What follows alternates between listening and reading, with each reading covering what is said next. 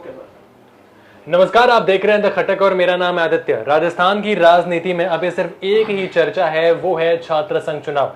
कहा जाता है कि छात्र संघ चुनाव के बाद जो छात्र संघ अध्यक्ष बनता है या छात्र नेता जो होता है वो राजस्थान की राजनीति की पहली सीढ़ी चढ़ चुका होता है। और इसी मुद्दे पर यानी छात्र संघ चुनाव पर बात करने के लिए आज हमारे साथ जय नारायण व्यास विश्वविद्यालय के छात्र नेता मोती सिंह जोधा मौजूद है, जिनसे आज हम छात्र संघ चुनाव के ऊपर पूरी चर्चा करने वाले हैं। मोती सिंह जी, सबसे पहले तो आपका हार्दिक स्वागत है आज इस द कटक के प्लेटफॉर्म पर। मैं पहला सवाल ही आपसे यही करना चाहूंगा कि जो इतने सालों से चुनाव नहीं हो रहे हैं, सरकार की अनिच्छा सामने आ रही है, देरी का जो कारण सामने आ रहा है, क्या इसके पीछे वजह आपको लगती है? देखिए, मैं शुरुआत से ही पिछले 2-3 साल से लगातार कहता आया हूं कि छात्र संघ चुनाव होना चाहिए। लोकतंत्र की ये पहली सीढ़ी है। रही बात कारण की, तो कहीं ना कहीं ये कारण 2022 के अंदर कांग्रेस की सरकार ने, अशोक गहलोत जी ने इस चुनाव को बंद करवाया है। लेकिन वर्तमान सरकार से हम अपेक्षा करते हैं, हम ही नहीं संपूर्ण राजस्थान की युवा शक्ति इस तरह की आशा आकांक्षाओं के साथ में बाट जो रही है कि कब छात्र संघ चुनाव की घोषणा हो। हम सब की यह इच्छा है, राजस्थान के तमाम युवा शक्ति की एक इच्छा है कि इस बार छात्र संघ चुनाव की जल्द से जल्द घोषणा हो। ऐसी तमाम युवा शक्ति की हाजिरी की इच्छा है। अच्छा, आप एक प्रमुख संगठन से आते हैं, लेकिन कई ऐसे संगठन भी है जो छात्र संघ चुनाव बहाली की मांग को लेकर कलेक्ट्रेट का घेराव करते हैं, मंत्रियों के नाम का ज्ञापन भी कलेक्टर को सौंपते हैं। क्या आपके संगठन की तरफ से, क्या आपकी तरफ से जो है प्रयास किए जा रहे हैं? बिल्कुल, हमारा संगठन अखिल भारतीय विद्यार्थी परिषद हमेशा छात्र संघ चुनाव के पक्ष में रहा है। जब छात्र संघ चुनाव बंद किए 2023 के अंदर, तो सबसे पहले विरोध करने वाले, विरोध प्रदर्शन करने वाले हम ही थे। संपूर्ण राजस्थान के अंदर हमने बिगुल बजाया था और हमने कहा था सरकार से कि छात्र संघ चुनाव आप करवाइए। लेकिन उस समय कांग्रेस की सरकार ने छात्र संघ चुनाव बंद करवाए। उस समय यही बंधु, यही मेरे एनएसयूआई के भाई, जिन्होंने 2023 के अंदर अशोक गहलोत की सरकार ने छात्र संघ चुनाव बंद करवाए थे, उस समय राजस्थान के अंदर कहीं भी आपने धरना प्रदर्शन इन लोगों का नहीं देखा होगा। उस समय अगर ये धरना प्रदर्शन करते तो आज ये नौबत नहीं आती। लेकिन हमारी हमेशा ये मांग रही है, हम छात्र संघ चुनाव के पक्ष में हैं और हम हमेशा छात्र संघ चुनाव की मांग मजबूती के साथ में पहले भी उठाई है, 3 साल लगातार उठा रहे हैं और इस बार भी हम मजबूती के साथ में छात्र संघ चुनाव की मांग मजबूती से उठा रहे हैं। जब कांग्रेस सरकार ने इस चुनाव, छात्र संघ चुनाव को बंद करवाया था, तो सबसे बड़ा कारण उन्होंने बताया कि धन बल का जो है दुरुपयोग होता है, बाहुबल का जो है वो दुरुपयोग होता है। क्या आपको ये सही वजह लगती है कि धन बल का दुरुपयोग हो रहा है, बाहुबल का दुरुपयोग हो रहा है इस चुनाव में? देखिए, कांग्रेस सरकार को मुझे लगता है कि ये कहने का अधिकार ही नहीं है कि छात्र संघ चुनाव आप करवाओ। जब आप अब वो कह रहे हो कि छात्र संघ चुनाव करवाना चाहिए, तो 2023 में ऐसी क्या स्थिति आ गई आपने छात्र संघ चुनाव बंद करवाए? लोकतंत्र की ये पहली सीढ़ी है। बिल्कुल, जब पंचायत की चुनाव हो सकते हैं, जब विधानसभा की चुनाव हो सकते हैं, जब लोकसभा की चुनाव होते हैं, तो छात्र संघ चुनाव बंद क्यों करवाए आपने? क्योंकि उसमें विधानसभा का चुनाव ऊपर था। आपने देखा कि पूरी एनएसयूआई राजस्थान के अंदर हार रही है। उस परिस्थिति के अंदर आपने छात्र संघ चुनाव बंद करवाए और आज आप कह रहे हो कि छात्र संघ चुनाव चालू कराए। बिल्कुल, छात्र संघ चुनाव चालू होने चाहिए, लेकिन आपको यह अधिकार नहीं है कि छात्र संघ चुनाव आप चालू कराओ। हम सब युवा शक्ति की ये मांग है, छात्र संघ चुनाव हम मजबूती के साथ में सरकार के सामने ये बात रख रहे हैं और मुझे पूरा भरोसा ही नहीं अपितु विश्वास है कि छात्र संघ चुनाव की जल्द से जल्द घोषणा होगी। आप एक छात्र नेता है और छात्रों का कई बार ऐसा रहता है कि हमारे हितों में हमेशा छात्र नेता बात करे, लेकिन कई बार जो है जय नारायण व्यास विश्वविद्यालय के परिसर में या नए परिसर की बात करें, पुराने परिसर की बात करें, तो सुरक्षा को लेकर भी कई बार सवाल उठाए गए हैं। बिल्कुल, विश्वविद्यालय के अंदर किसी भी प्रकार की, मेरे भाइयों और बहनों को किसी प्रकार की परेशानी समस्या होती है, उनके हितों की रक्षा के लिए आवाज उठाना हमारा कर्तव्य नहीं, हमारा दायित्व है। उस दायित्व का निर्वहन करने के लिए मेरे विश्वविद्यालय के अंदर आने वाले 36 कौम के भाई और बहन, जब भी विश्वविद्यालय से संबंधित कोई भी काम हो, किसी प्रकार की मेरी बहनों को समस्या हो, उनके हितों की रक्षा के लिए मजबूती से खड़ा रहना हमारा कर्तव्य नहीं और दायित्व है। उस दायित्व का निर्वहन हम हमेशा करते रहते हैं। एक वो दौर था जब आप निर्दलीय चुनाव लड़ रहे थे, लेकिन आपको बैठाया गया। क्या लगता है कि उस वक्त आप जीत हासिल कर सकते थे? क्या उस वक्त कारण रहा होगा कि आपको बैठना पड़ा? देखिए, भविष्य की कल्पनाएं हम नहीं कर सकते उस समय क्या होता। हाँ, मजबूती से हम लड़ रहे थे। उस समय की समय काल परिस्थितियां तय करती हैं। लेकिन उस समय जो मैं बैठा तो, लेकिन वर्तमान में जो उस समय जो जीते वही हमारे भाई अरविंद सिंह जी भाटी, वो अध्यक्ष बने।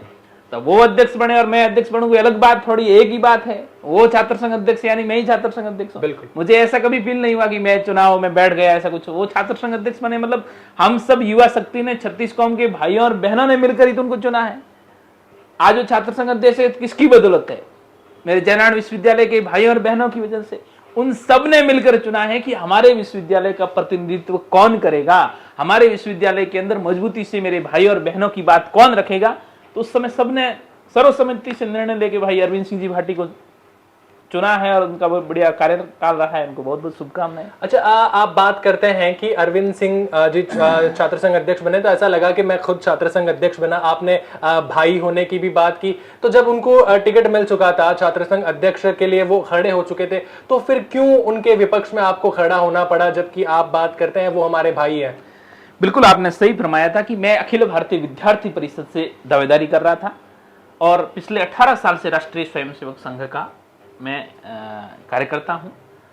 और वो जो जिस संगठन से टिकट की जो आप बात कर रहे हो, तो लेके आए थे एसएफआई से, तो एसएफआई वालों ने और अन्य संगठनों ने मेरे से भी निवेदन किया भी आपको एबीवीपी ने टिकट नहीं दिया तो आप उधर टिकट आप ले सकते हो। लेकिन मेरी एक स्पष्ट विचारधारा है, क्लियर विचारधारा है कि मैं इसी विचारधारा को लेकर आगे चलना चाहता हूं। इसलिए मुझे लगता है कि उस विचारधारा से अगर मुझे टिकट नहीं मिला तो मैं निर्दलीय ही ताल ठोक दूंगा। लेकिन मुझे और किसी संगठन के अंदर, संगठन के झंडे के नीचे जाना नहीं चाहता था। उन्होंने उस संगठन से वो टिकट देके आ गए, तो फिर सर्वसम्मति से मेरे समाज के बड़े बुजुर्ग 36 कौम के भाई और बहनों ने तय किया था कि अब बड़े भाई अरविंद सिंह जी, उनका लास्ट साल भी है और सबने मिलकर तय किया, तो उन सब बड़े बुजुर्गों का बात का मान सम्मान रखना हमारा कर्तव्य और दायित्व बनता है। उस दायित्व का निर्वहन हम सबने किया है, जिसका परिणाम भी आप सबने देखा होगा 2023 के अंदर। आपका भी जो है इस विश्वविद्यालय में आखिरी साल है, छात्र संघ चुनाव हो जाते हैं, आप छात्र संघ चुनाव के लिए खड़े होते हैं, तो क्या लगता है कि आपको सपोर्ट अरविंद सिंह भाटी की तरफ से मिलेगा और उनकी तरफ से भी मिलेगा जो निर्दलीय खड़े होकर आज विधायक भी हैं? बिल्कुल, निश्चित तौर पर अगर चुनाव हुए तो मजबूती से हम सब बड़े भाइयों के आशीर्वाद से, सहयोग से, मेरे जो सीनियर भाई है उन सब का सपोर्ट आशीर्वाद मेरे साथ में रहा है और अब भी उनका मार्गदर्शन आशीर्वाद सदैव, जो आज से पहले भी जितने भी छात्र संघ अध्यक्ष रहे, मेरे सीनियर जितने भी भाई है, उन सबके आशीर्वाद और मार्गदर्शन से ही मैं आगे चल रहा हूं। आज यहां तक हूं तो उन सब की बदौलत हूं।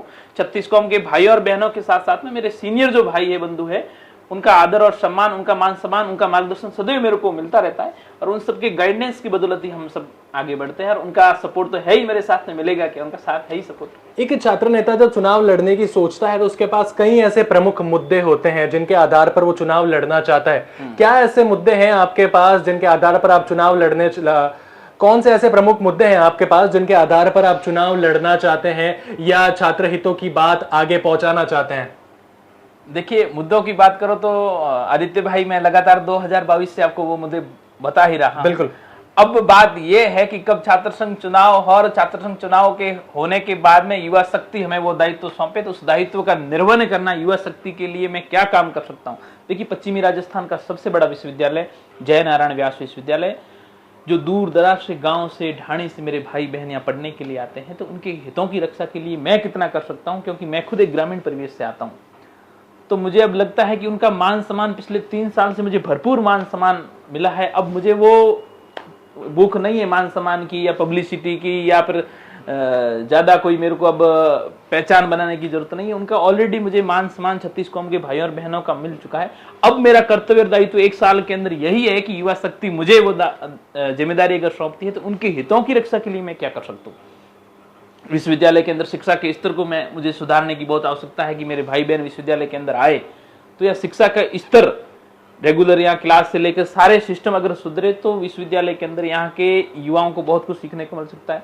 खेल के क्षेत्र के अंदर अच्छी सुविधाएं अपन करके उनको एक अच्छा एक प्लेटफॉर्म दे सकते हैं, ताकि हरियाणा की तर्ज पर यहाँ भी युवा आगे आकर इस राजस्थान का भविष्य तय करे। जयनारायण विश्वविद्यालय से निकलकर एनसीसी के अंदर, विश्वविद्यालय के तमाम प्लेटफॉर्म के अंदर और मूलभूत सुविधाएं तो है ही, उन सब को लेकर हम ऐसा कार्य करते हैं जिससे मेरे स्टूडेंट दूर दराज से, गांव से, ढाणी से जो युवा आते हैं उनको विश्वविद्यालय के अंदर आकर किसी प्रकार की कोई परेशानी का सामना नहीं करना पड़े।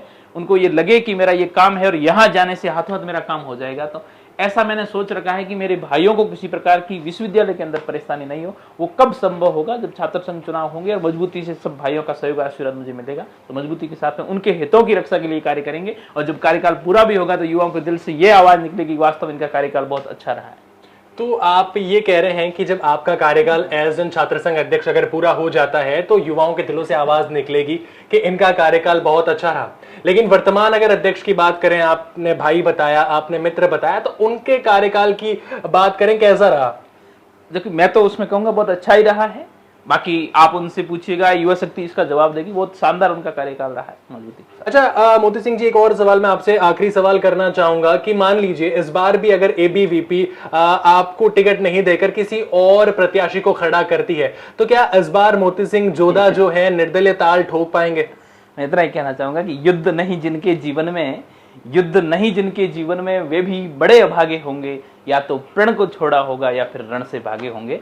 इस बार अब देखो, पहले अपन ये नहीं कह सकते कि अभी भी मुझे टिकट देगी नहीं। मैं क्यों नेगेटिव सोचने वाला व्यक्ति नहीं हूँ, सकारात्मक सोचने वाला व्यक्ति हूँ। ये भी सकारात्मक ही है, अगर नहीं देती है तो निर्दलीय ताल ठोक कर जीत कर दिखाऊंगा। देखिए, ये मेरे 36 कौम के भाई बहन युवा शक्ति तय करेगी। मैं कौन करने वाला होता हूँ? अगर मैं तय करने वाला होता तो कभी क्या कर लेता। मेरे भाई और बहन 36 कौम के भाई बहनों का जो आदेश होगा, लेकिन मुझे पूर्ण विश्वास ही नहीं अपितु भरोसा है कि विश्व का सबसे बड़ा छात्र संगठन अखिल भारतीय विद्यार्थी परिषद वो फैसला जो लेता है सोच समझ के लेता है, और मजबूती के साथ में वो हम सब मुझ पर विश्वास जताएगा। और मजबूती के साथ में 2016 के बाद में इस बार फिर विश्वविद्यालय के अंदर भगवा लहराएंगे हम सब मिलके। ये पूरे विश्वास के साथ में कहता हूँ। और जो संगठन प्रयास कर रहे हैं, कलेक्ट्रेट का घेराव कर रहे हैं, क्या आपने तारीख सोच रखी है कि इस दिन हम भी कलेक्ट्रेट का बड़ी संख्या में घेराव करने वाले हैं, आप और आपका संगठन? बिल्कुल, 4 तारीख हमने सोच के रखी है और 4 तारीख से मजबूती के साथ में हम हजारों सैकड़ों युवाओं भाई और बहनों के साथ में राजस्थान की सरकार के सामने अपनी मांग रखेंगे कि ये छात्र संघ चुनाव लोकतंत्र की पहली सीढ़ी है, इसको कराना ही चाहिए। क्योंकि इस छात्र संघ चुनाव के माध्यम से राजस्थान के अंदर जो युवा नेता निकले, पर जोधपुर जयनारायण विश्वविद्यालय की बात करूं तो आदरणीय गजेंद्र सिंह जी शेखावत बार कैबिनेट मंत्री है, इस छात्र संघ चुनाव के माध्यम से निकले हैं। आदरणीय हरीश जी चौधरी है तो इस छात्र संघ चुनाव से माध्यम से निकले हैं। बाबू सिंह जी राठौड़ है तो इस छात्र संघ चुनाव के माध्यम से निकले हैं। बड़े भाई रविंद्र सिंह जी भाटी है तो इस छात्र संघ चुनाव के माध्यम से निकले हैं। राजस्थान विश्वविद्यालय की बात करूं तो राजेंद्र सिंह जी राठौड़ है तो इस छात्र संघ चुनाव के माध्यम से निकले हैं। प्रताप सिंह जी खासरियावास कैबिनेट मंत्री रहे, वो इस छात्र संघ चुनाव के माध्यम से निकले हैं।